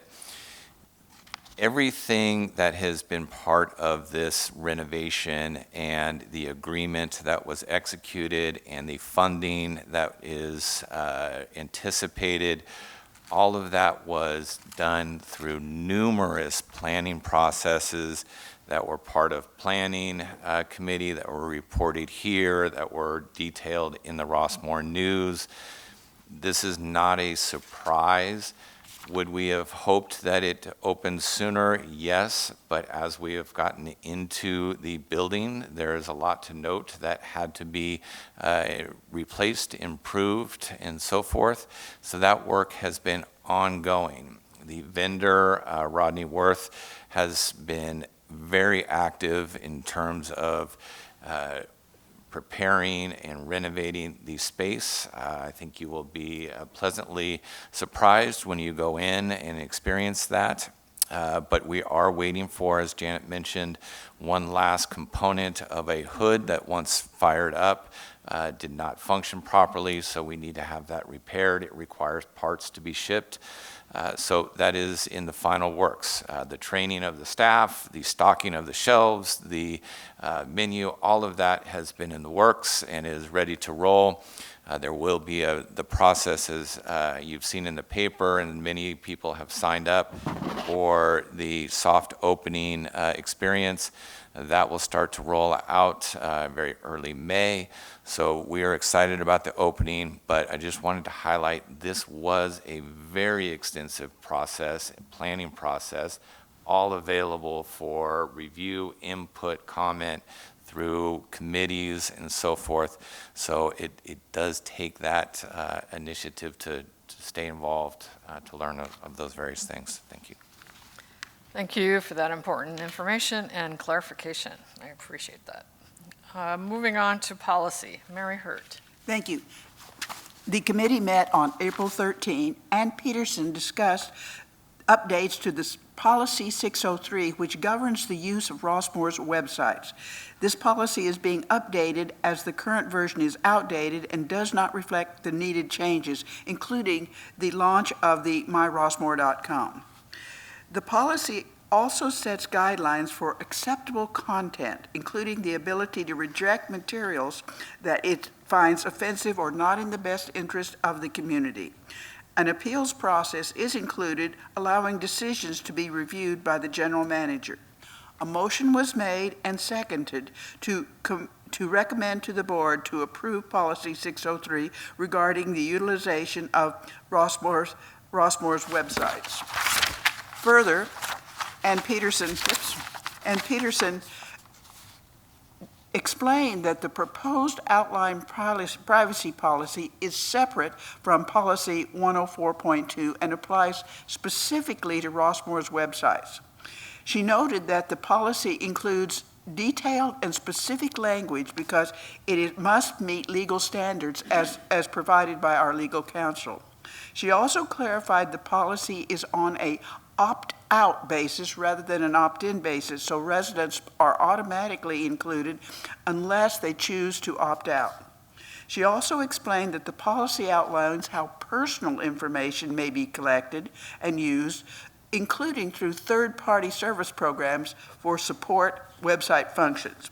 The committee as a whole suggested that for residents may benefit from additional educational and on privacy concerns, processes, and protection, such as through informational sessions or explanatory materials. Okay, and just a reminder, this is the first reading. Anne, did you want to add to that?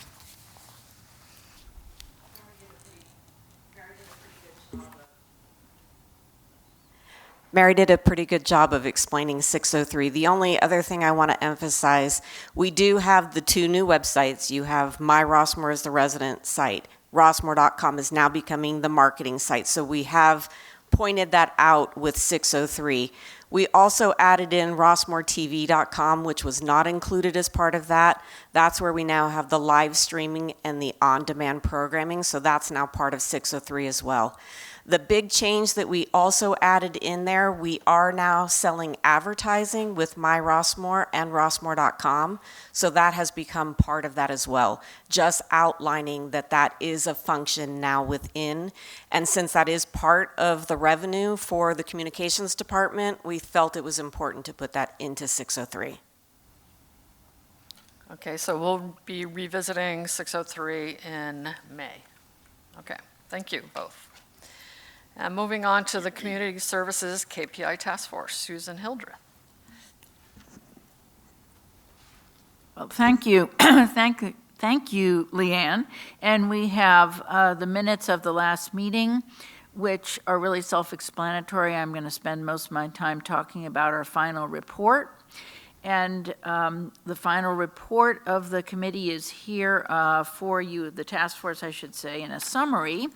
But if you look also at that item, the final report, we have many, we have a number of different items that are included there. I would ask you to look at the draft, the final report of the task force, but also we have included a number of the activities, and programs, and documents that we have accumulated. So there's a wealth of information there for you. So the RWC board appointed the task force on October 30th, 2025.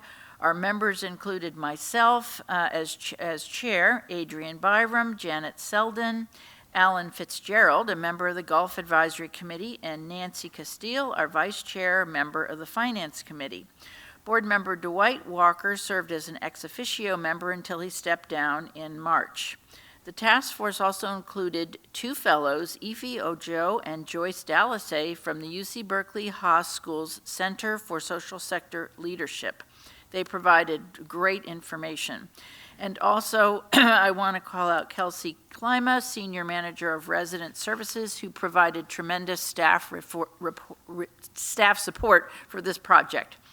The task force charter specifically identified the focus for us as RWC Community Services. Just wanted to clarify that Rossmore Property Management Services were not included or considered as per the task force charter. That's not to say that's not an area that might be ready for KPIs, but that was not in our charter to review.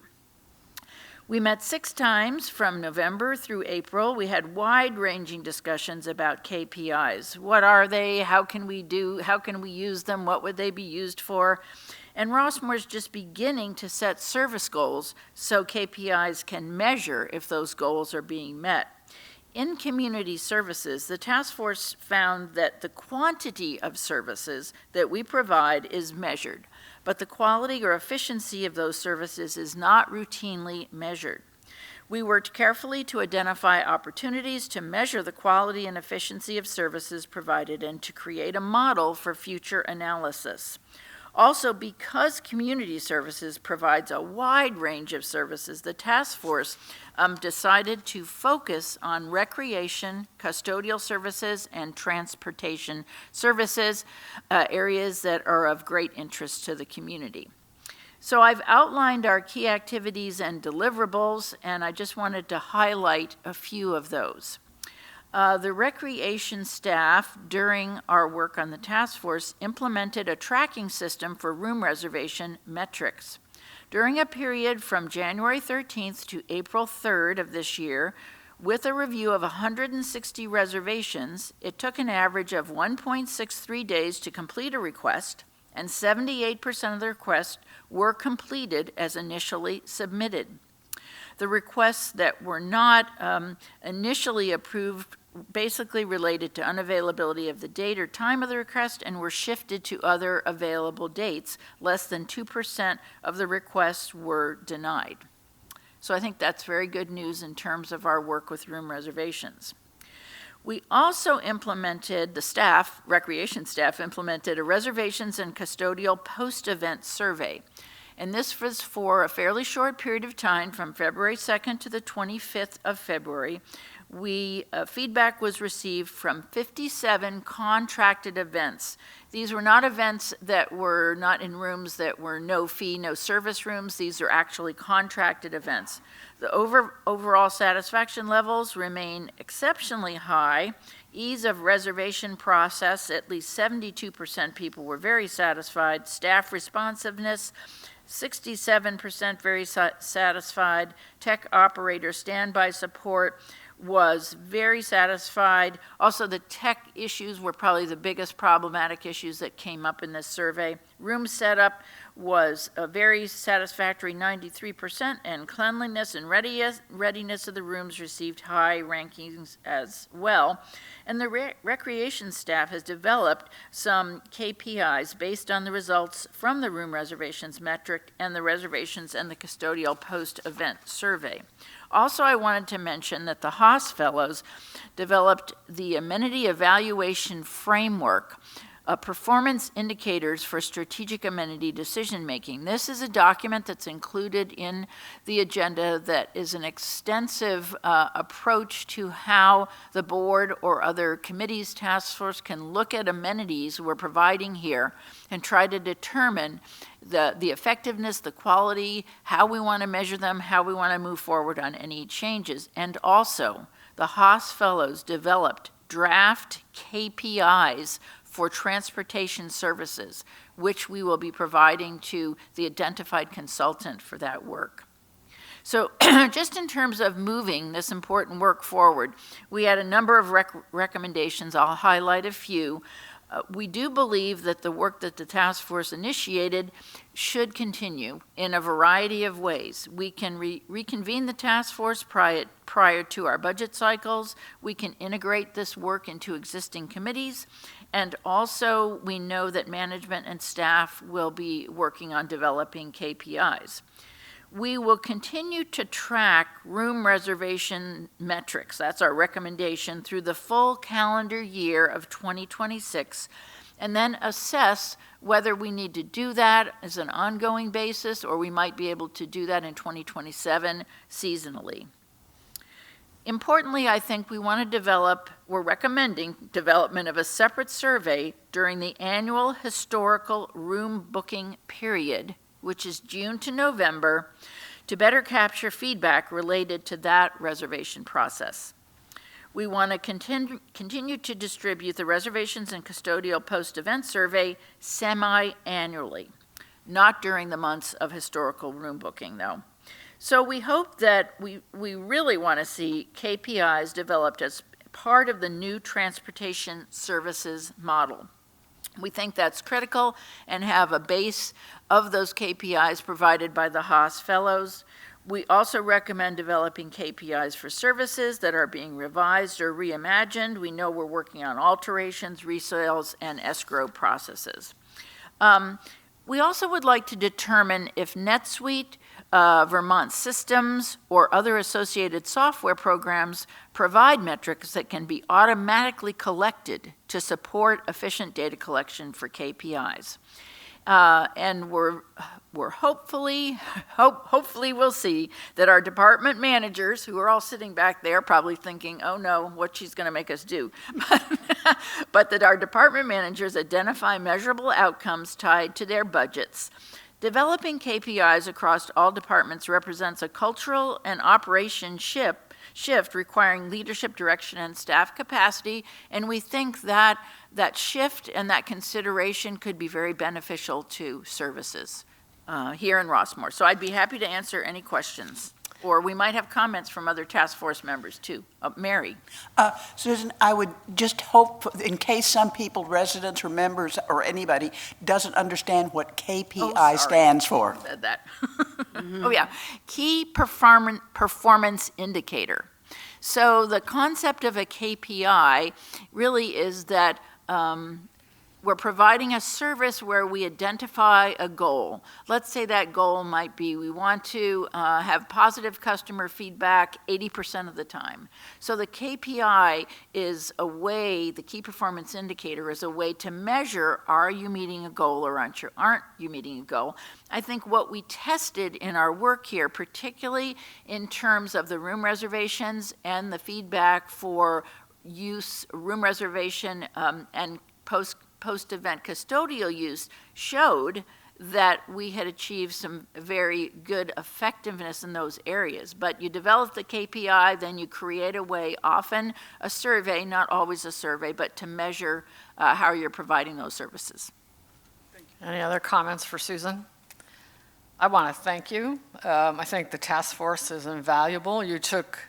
All of you took a gargantuan issue and you narrowed it down to workable parts, and you've created some tools that I think will benefit Rossmore in the future, and especially with transportation study coming in, and we'll really be able to use what you guys created. So I appreciate that.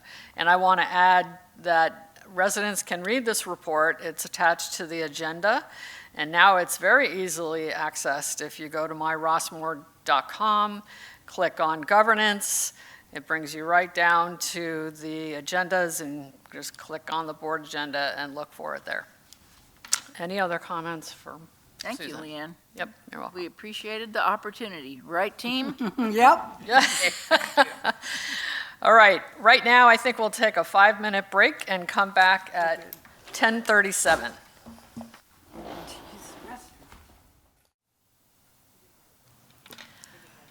Okay, we're going to resume. Thank you, everyone. Jeff, could you start with an overview of 104.0? So this is the second reading of 104.0. It is the adoption of a protocol or a procedure related to the display of the American flag and California state flag on RWC property only. So this is not related to residents or to mutuals, only on RWC property. It basically states that RWC shall display and handle the American flag and the California state flag in accordance with the United States Flag Code and applicable California statutes and guidance. If there's specific questions, this is coming from the policy committee that reviewed this several times and then introduced it at your last meeting. So happy to answer specific questions related to the procedure. Any questions? Janet? I cannot vote for this unless where it says, we follow what the president says, but it says proclamation for death of officials, and it does not address the fact that he wants to lower the flag for non-officials.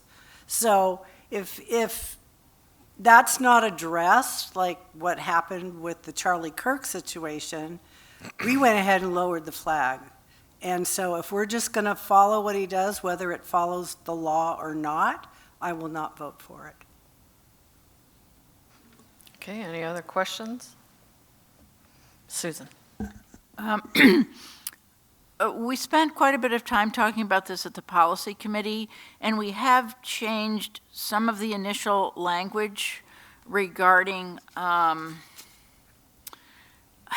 regarding the displays of flags, so that they are, we eliminated some words, neutral, respectful, and uniformly applied. So I understand Janet's concern, but I also was extremely concerned about this, and I would say that what we have done with this proposal is at least we have something now, which we didn't have, and I'm able to support it, not particularly excited, but I'm able to support it. And I wanted to clarify that we have two flagpoles, but for sure we have the flagpole at the security gate. We do not have a separate flagpole for California flags. So for instance, Governor Newsom in March, after Jesse Jackson died, noted that flags should be reduced for the Reverend Jackson. But we couldn't have, we weren't able to do that because we don't have a place where we have a state flag. I'm not suggesting that we have to have a state flagpole, but I think some of the discussion we've had has been, well, what do we do when the president does something that we're not clear about, or how do we do something if the governor recommends it for our state and the president hasn't done that? So I just wanted to clarify that we have one flagpole that's going to follow the presidential proclamations. And maybe, we'll have, well, anyway, I'll leave it at that. So I understand your concern, Janet, but I can support this. So just to clarify, you're not changing the policy? Okay. No. Janet? Is there any reason why we can't have a California state flag under the American flag? There's not a reason not to have it, is there? There is no restriction on us adding that if that was an interest. Yeah, Roy? I wasn't suggesting that. I just want to make sure this is referred to public area, because private residents, they have all kinds of flags. I saw U.S. Marine and some others. Yeah, this is just Rossmore. Okay, thank you. Ted? I'm going to make a motion for the approval of policy 104.0, displaying and protocol for the American flag and the California state flag whenever it's done on the Rossmore Walnut Creek property as recommended by the policy committee. Okay, Mary seconds it. And any further discussion? Okay, roll call, please, Deborah. Certainly. Leanne? Yes? Bentley? Yes. Hurt? Yes. Byram? Yes. Hildreth? Yes. Blair? Yes. Selden? No. Yang? Yes. The motion carries. Thank you very much. Moving on to item 10B regarding resolution of the CFO to sign an act and CFO and GM to sign. Ted Arterburn, if you could give us that overview. Todd, you want to? Or maybe Jeff? Just really quickly, this is an item that came to you previously, and the board asked that it be reviewed by the audit committee. This is a resolution that authorizes the general manager and the CFO to sign and act on behalf of the organization with Mechanics Bank. It is a requirement of the bank The resolution has been reviewed both by our legal counsel as well as the audit committee. So we're happy to answer any questions related to that. Yeah, and real quick too, so when we brought this to the board last June, I believe, and the board response was to making sure we run, no, you can't hear me, was to run it by the audit committee. We also ran it by our own internal auditors and legal counsel. And so the legal counsel had some adjustments to it. We went ahead and did run it by all the legal team and the CBIZ, our external auditors. However, we never put it through to the audit committee, which we just did last month. So it fell through the cracks. Mechanics, as Jeff said, is something they need. And this is cleaning up from, even from when I started and also even from with Jeff. So we are both the new people with the mechanics bank. So, yeah. Any questions from the board? Mm-hmm. Do we have a motion? Adrian? I move that the board adopt a resolution authorizing the general manager and CFO to sign and act on behalf of the organization to complete banking transactions. I second. Okay, Ted seconds. Any further discussion? All right, Deborah, roll call, please. Certainly. Leanne? Yes? Bentley? Yes. Hurt? Yes. Byram? Yes. Hildreth? Yes. Blair? Yes. Selden? Yes. And Yang? Yes. It's unanimous. Okay, thank you, Todd. Moving on to new business. Jeff, if you could give us an overview of the insurance updates. Yes, thank you. First, Dan Ring with the Finance Committee gave a real thorough overview of the presentation made at the Finance Committee and their recommendation. That recommendation was followed the recommendation from the Insurance Task Force that met last week, as well as the concurrence of the mutual presidents who met on Monday. The current placement of our master policies, especially the property policy, was moved from a 1/1 renewal to a June 1st renewal date.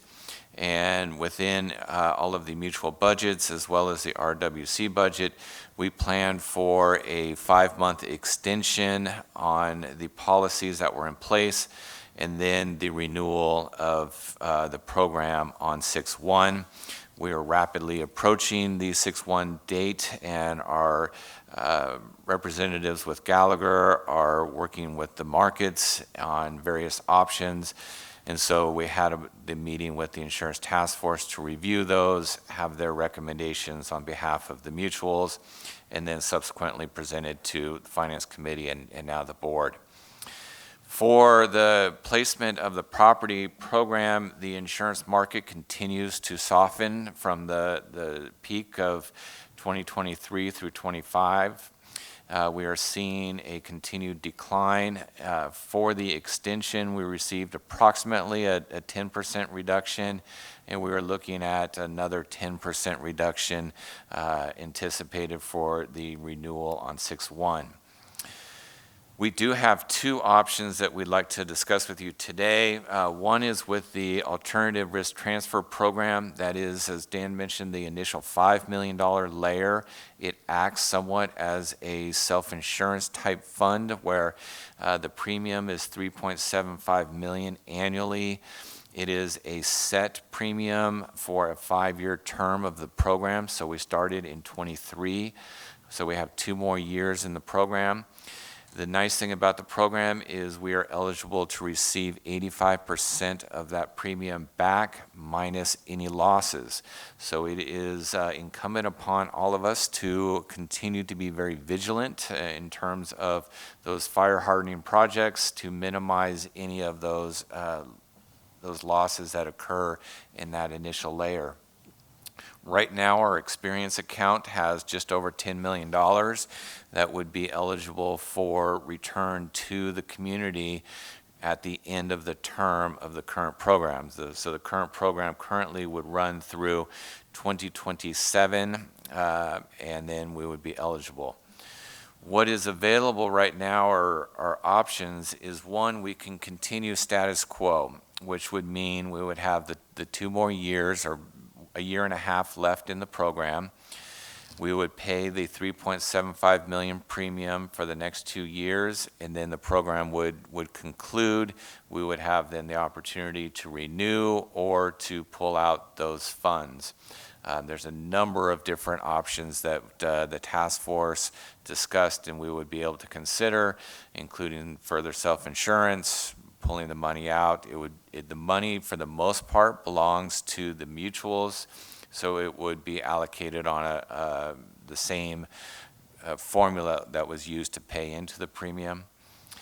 The other option would be, one, we could extend basically for an additional 3.5 years, and the premium would go from $3.75 million down to we'd save about $1.5 million down to $1.2 million.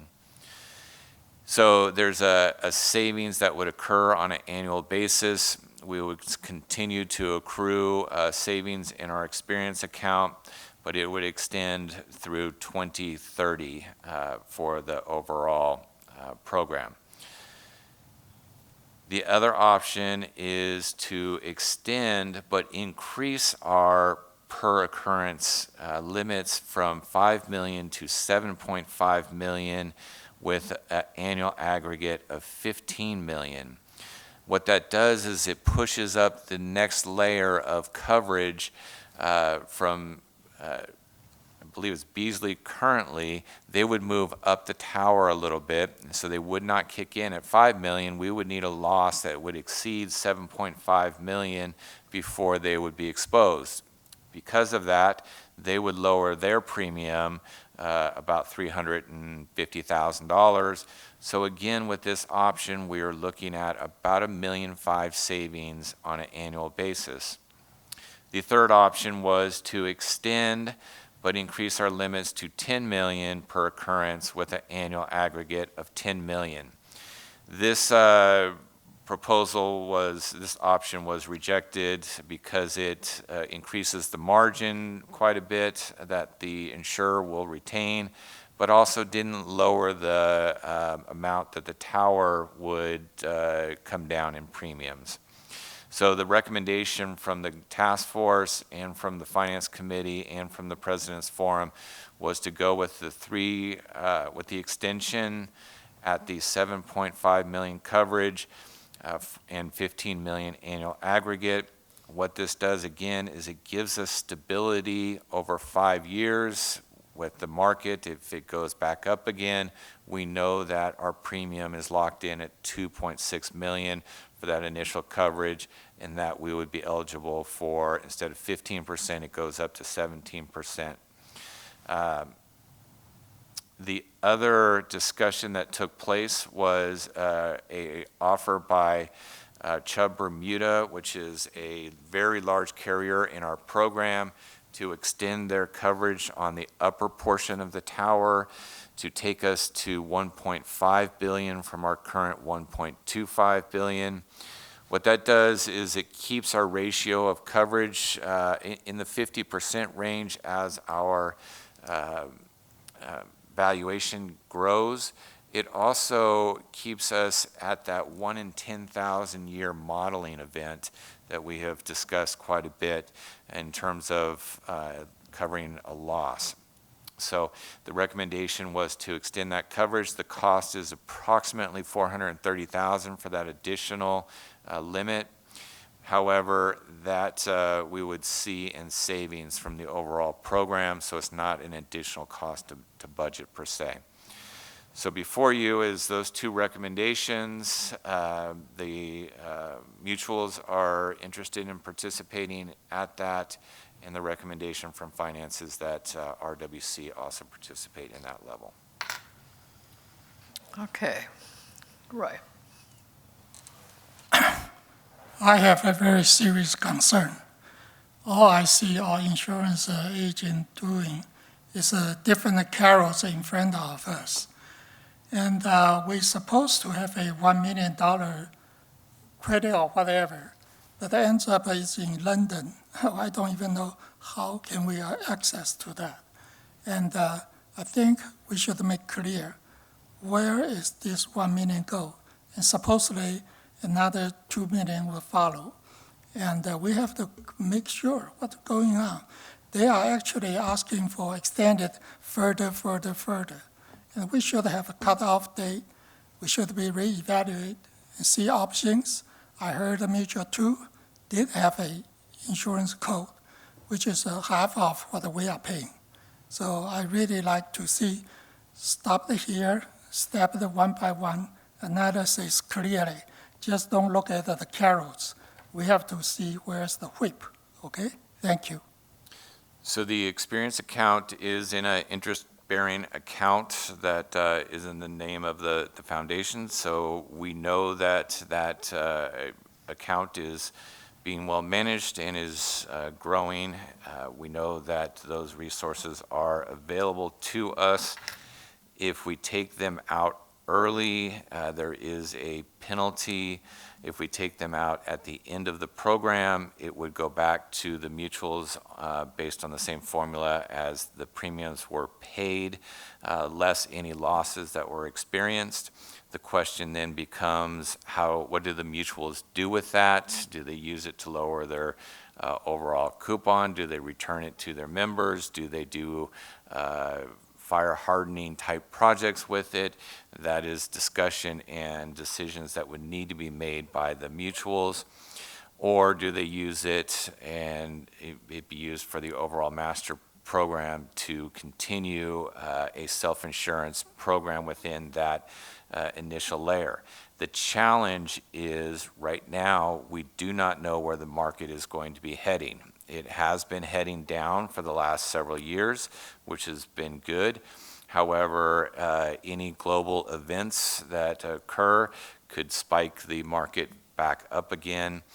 This locks us into a predetermined rate, and we know that as long as we continue to be vigilant and do those fire hardening projects, that we will see that return or our ability to decide how we want to use those funds moving forward. So Jeff, you mentioned minus any, well, let me just ask it another way. If we had an insurance-related event, how does this affect the extension?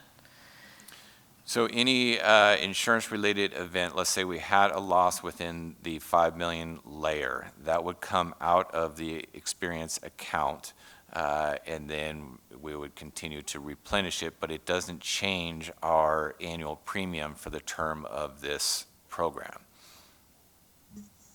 Roy, you had a question? Yeah, I have a feeling whether they are early to extend the contract is perpetually keep the, whatever that 1 million, 2 million, 3 millions in their control. And I'd rather to see a cutoff and they return the money to us. We stop this from there. They will get the pressure from other bidders. So I suggest not to consider to extend it. So Roy, what you're saying is you don't want the extension? Is that what you're recommending? I think doing business, you have to be clear. If you're trying to promise something, then at the end, it's a different story. I feel very uncomfortable. I'd rather straightforward. Get the $3 million back, and then we see whatever the market goes. If the market really goes up, they are not mercy to us to be going down. Ted? So I understand what you're saying, Roy. You want to negotiate every single year instead of having a long-term contract? What I'm saying is we already signed a long-term contract for 5 years, and we just keep that one. We honor our signed contract, but we are not use this middle point to extend it further. And to me, it's honest business. It's straightforward, upfront. Not until the time this year suddenly we notify it's a fund in London. Walter actually concerned about this. He was not feel comfortable with, and I do not feel comfortable either. Adrian? My opinion on this is that option 2 is the way to go. It enables us at the end of that program, if we continue with the losses that we have experienced in the last while, it will mean that we end up with a situation with enough money in our collective account, essentially, with the mutuals. Enough money to really start our own self-insurance program. Will be properly funded to do that, given the likely risks we face. We tend to spend about $1 million to $2 million a year on actual losses. A building, some unit catches fire, somebody leaves a pan on the stove, and so we spend $1 million to $2 million, and we will always continue to do that. So having that as our own, out of our own money, our own self-insurance, guarantees us that the costs don't go up, because it's up to us. It's not what happens in Oklahoma when they have a big hailstorm or a hurricane in Louisiana. So what we're working towards here, and by the time option 2 terminates, will be there or very close to having sufficient money to actually do our own self-insurance. And that will be really beneficial for everybody in the long run. So I'm advocating strongly for 2. Ted. I'm sorry, And Ted. Jeff, you said it's a 3.5-year extension. Is that off of this June 1, or is that on top of the 2027, which would put it at, what, 2030? Right. It would be off of this. We would adjust it because right now what we're working on in the 5-year agreement started on 1/1. So technically it would expire at the end of next December 31st. So this would take it to the 6/1 renewal date in line with all of the other programs. But the end date would be, because we're adding, you said something about adding 3.5 years to the existing one, which would put us at 30 or 31 when it would go away? The end date would move to 6/1/2030. And by then, according to what Adrian said, we would have money in there to make a decision at that point whether we could possibly be self-insured or more control of what is going on. It depends on our experience loss. Yeah. Between now and then, if we have 10 fires, then we're not going to. If we don't have any, then we'll probably have enough. So it's a bit of a roll of the dice, but we're going to be much, much closer than we are today. Yeah. Jeff, what is the process moving forward? So again, this has been through the Insurance Task Force and the President's Forum. So they have concurred with the recommendation of the 7515 option 2 to extend. That direction will be provided to Gallagher. The board, what we're looking for is kind of concurrence to participate in the program at that level as well. And the placement in the contracts with the provider, which is Allianz, would be extended based on those terms. So do you need a straw vote here? No, we're looking for really a motion to participate in the master program based on the recommendation of the extension and the increased limits. I'll move that we, I don't know, do you need an authorization or just participation? Yeah, go ahead. How about the board authorize staff in coordination with Gallagher to renew the 2026 Master Insurance Program effective June 1st, is it 2026? Including modifications of the Alternative Risk Transfer, called ART, program to provide $7.5 million per occurrence with a $15 million annual aggregate, and to proceed with final placement and binding of all related policies as presented. I didn't know I could make motions so precise. We My love when brain you is do that, still working. Deborah. Anyway, I so move. Hang on just a minute, Roy. Okay, do we have a second? Okay, Ted seconds. Further discussion. Roy? I think it is a little bit complicated. We should spend more time to understand the whole thing, and instead of a rush to make a decision. And this is my recommendation.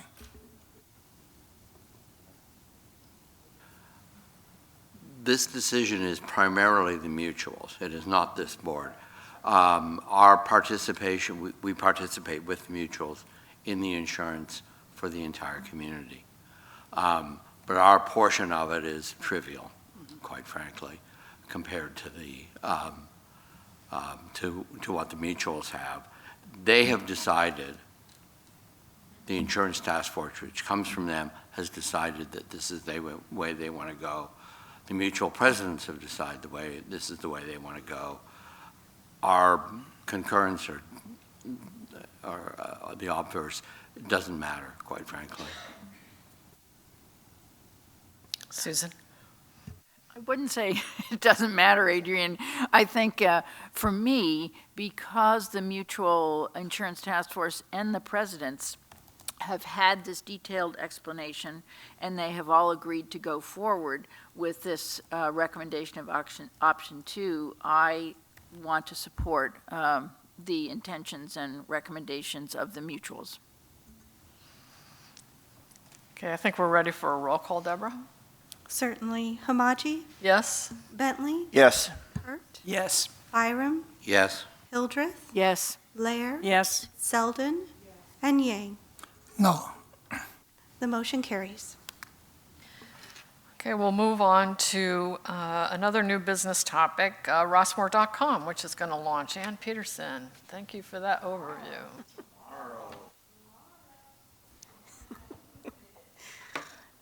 Feels like it's taken forever.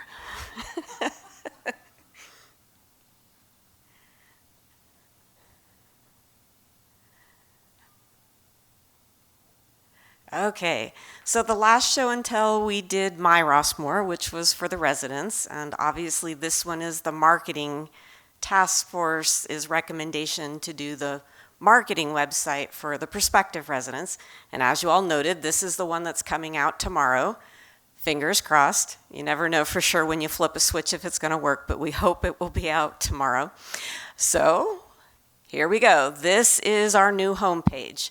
And the message that we're trying to get out is that Rossmore Walnut Creek is where you can come home to your best life. We did a lot of beta testing. We had 8 different messages. This one won. 89% of folks 55 and older felt that that was what would get them to come here. We hope so. So what we're really doing is the message that we're trying to get across. Why is this not going? Oh, here we go. Okay, so what we did is we took the statement of values that you approved a year ago, and we built that as what helps us to stand out from our competition. So it's things like the fact that we have so many amenities here. It's our location here in the Bay Area. We're really playing that up. That we have 24/7 security with our gate. That low maintenance living. You don't have to pick up your leaves or mow your lawn. That we have an involved community with our clubs and the fact that our neighbors are so close. And that natural beauty. 1,800 acres with 2 golf courses, the open space, the trails. We're playing into all of that throughout this website. We really do emphasize our amenities. And one of the things the marketing task force said, be bright, be bold, be colorful, lots of pictures. So we're doing that throughout the website. We're also detailing the home options. A lot of people do not know what a co-op is. By the time you're done with this website, you will. We talk about the varieties of the condos, explain what congregative living is with the Waterford, and that we do have single-family homes. So we go into great detail in the website with all those different options.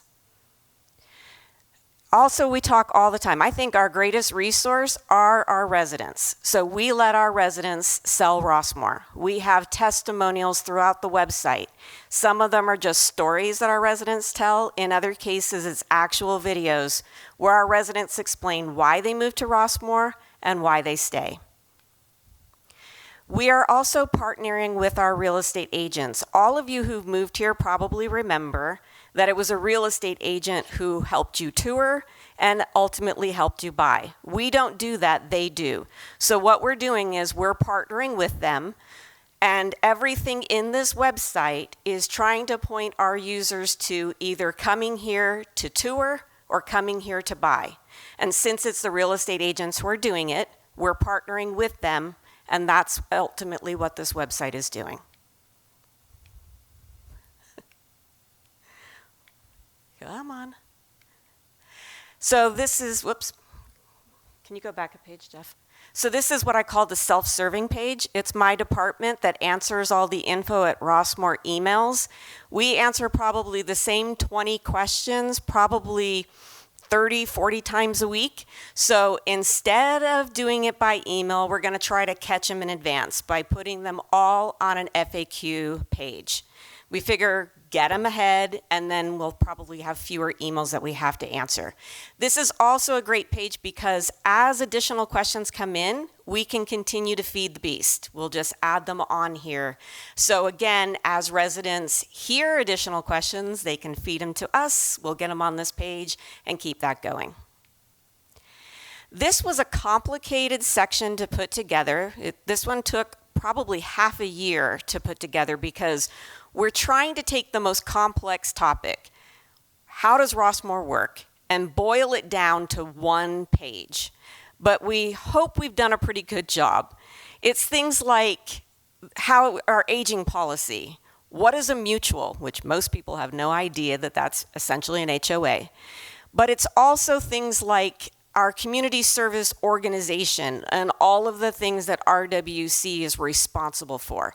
And the nice part about this is that each one of these then links out to individual pages.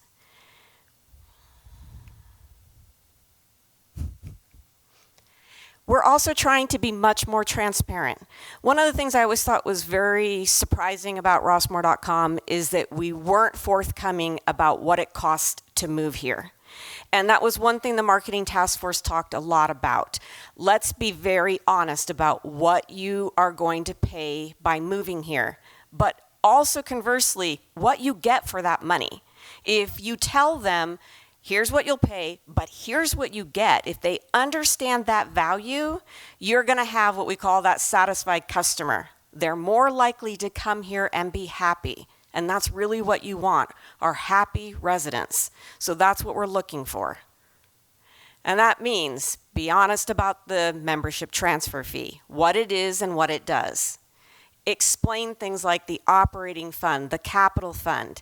It's kind of important. I think that this also could be good for our residents to explain a lot of this as well, to kind of boil it down in terminology that we hope they'll understand, which also means let's explain the Rossmore terms. What's a coupon? What's the trust estate fund? So that's what this whole How Rossmore Works page is all about. We also have a mutual directories page, which will take them to all of the governing documents. Many times, a lot of prospective residents have talked about the fact that they want to understand the CC&Rs and policies before they come in. So now we're putting everything really in one centralized location so they can get to it quickly instead of having to rely on their real estate agent to get it for them. We also have all 76 floor plans and models. I have to tell you, this was the most complicated part of the whole website, was tracking all of those down. But I think that ultimately it's going to be helpful for all of our prospective residents because they can look at what the models are and then go to the real estate agent and say, these are the ones we want to look at. We also did 6 virtual tours. We found a couple different co-ops, a couple different condos. Unfortunately, there were no single-family homes open. As soon as one does become open, we'll go in and tour it and sub out one of these videos. But we wanted to give them an idea of the kind of homes that are here in Rossmore. Not everybody has had an opportunity to come in and do an open house. So if you're down in Southern California or you're across the country, this is a chance to kind of take that peek inside before you get here.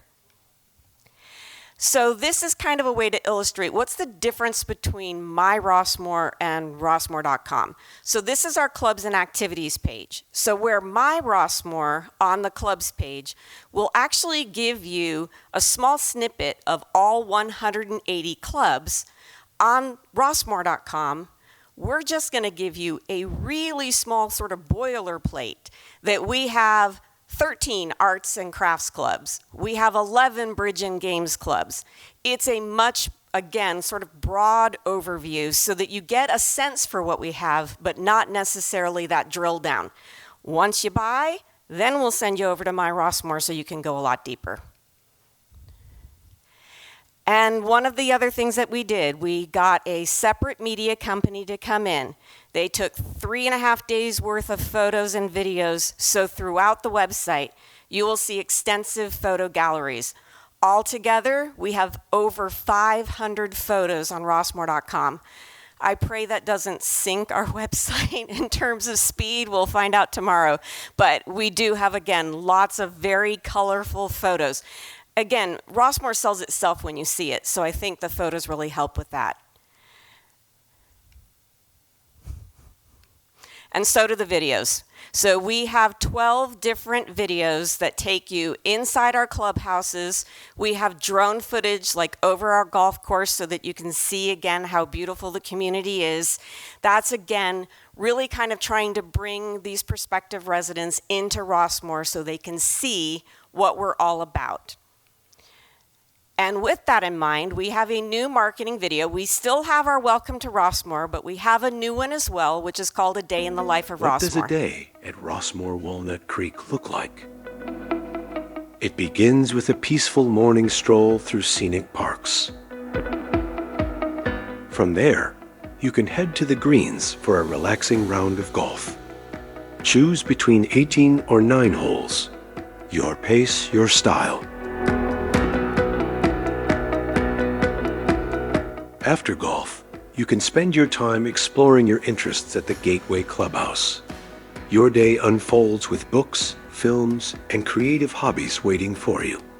It's a place to learn, relax, and connect with your community. And sometimes, that connection turns into moments of music and celebration. Step into homes designed for comfort. Every detail designed for safe, convenient living.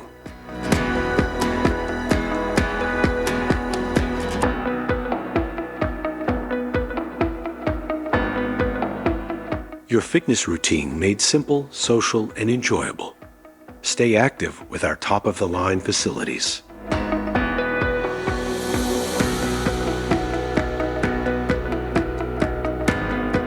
Play your favorite sports. Try something new. Or simply have fun. Relax and soak in the warm, inviting atmosphere. Find your rhythm.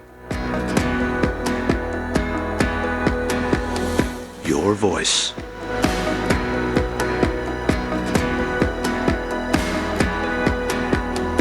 And your community here. Because at Rossmore Walnut Creek, every moment was designed with you in mind. And there you go. So let's hope tomorrow it actually goes live. Any questions? Questions for Ann? Well, it looks great.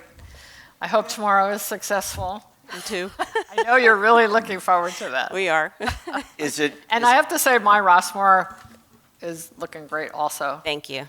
For all of us who are going to governance like over and over and over again, that 2-click option is really welcomed. Thank you much. Any comments for Ann? Ted? Is there any stats on my Rossmore, how it's, because it was so easy, when you clicked on it, boom, I was right, I figured I got to re-sign in and do all this stuff, and the site was so easy to use and to get to the information I wanted to get to. Is there too early to count? Well, it is early. You want usually a full month before you can really track it. And obviously things are going to be inflated early on, right? Because it's brand new. I'm not surprised. The clubs and activities page is the #1 right now. On day one, we had 292 people click on that page. But again, keep in mind, it's brand new, so everyone's going to it right away. So our first week, we had over 2,000 people go. But again, we promoted the heck out of this. So a lot of people are going just to see what it looks like. So early numbers are going to be inflated. What I think is interesting right now, though, is that the average time that a person is spending on the website is 2 minutes. And that is way above what it used to be for Rossmore.com, which was under a minute. So that's actually really good. It means that people are coming and actually spending some time. Whether that stays over the full, I don't know. I really need a full month to really see if that's going to hold or not. But so far, so good. The response has been really, really good, which is what we were hoping for. We've gotten a little bit of feedback, so we've made a couple of tweaks here and there. But so far, knock on wood, it's going the way we were hoping it would. Adrian, and then Carol. Any numbers on how many people have called the customer service?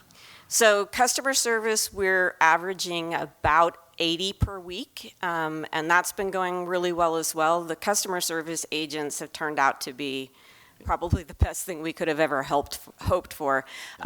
They were brilliant in that we were struggling at first to figure out why some folks were having difficulty actually logging in, and they took the initiative to troubleshoot some things on their own, figured out that with a registration code, our residents could get right in. They figured that out on their own, and so now it's been much more seamless about getting our residents in. So they were definitely worth the money. They've been great about getting our folks in. There has been some confusion with some residents. We've had to emphasize that, no, you do not have to do this, that you can still do the old-fashioned way. You can still call, you can still go to public safety. So we have still tried to emphasize that, but it was interesting because Janet came to me to ask for help to get in. So I had to call customer service because I couldn't do this, go in the back end to do it for her. So I actually got to see how our customer service agents worked, which was great because you always want to know, does that actually work? So it was kind of cool to see how they work. Yeah, I did end up calling them, and they were very helpful and polite. Yeah. It was really good. So far, so good. Okay, Carol and Ted. So first, the My Rossmore site is great. And I really appreciate that very first page with the, the headline of the recent, this is important. So it's terrific. And I wish I had had this Rossmore.com when I moved here, because I moved from Florida and I kept, anyway, this is terrific. We hope it makes a difference. Just a little thing again about Rossmore.com. My Rossmore, I mean. I'm very excited about this. This is great. I was in a finance meeting just the other Tuesday, and the facility master plan came up, and I was sitting off to the side, listening to the meeting, and I just brought it up. The myrossmore.com, typed in facility master plan across the top, clicked on it, came up with the stuff, including videos of how we got to the facility master plan. 2 clicks. And the old site, it was a hunt to try and find anything in it. So kudos, good job. I want to give credit where it's due. Web content manager Javier Roman, he spent a long time making that search feature work. Any other questions for Ann? Okay, great job. Thank you. Hope you can take a vacation after tomorrow.